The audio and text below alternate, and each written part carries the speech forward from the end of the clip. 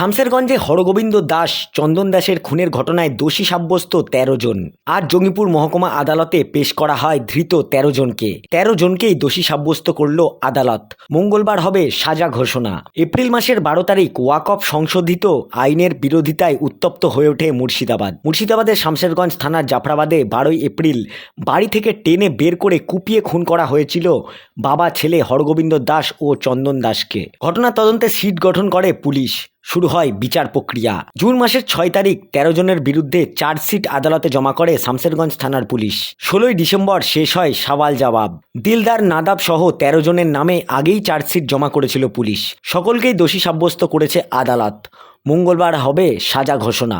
আসামিদের দোষী সাব্যস্ত করে এবং তাদের বিরুদ্ধে যে অ্যালিগেশন সেটা হচ্ছে ১০৩(২), ৩১০(২), ৩৩১(৫), ১৯১(৩), ১১৫(২), ১২৬(২), ৩৩২(এ) এবং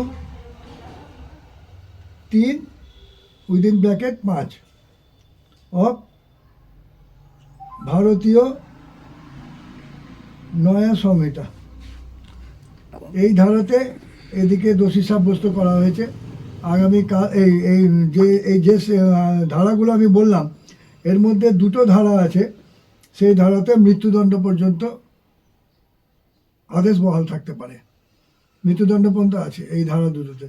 এবং এই রায় আজকে এদিকে দোষী সাব্যস্ত করে আজকে আর কিছু করেননি, কালকে সেকেন্ড হাফে এদের সাজা ঘোষণা করা হবে।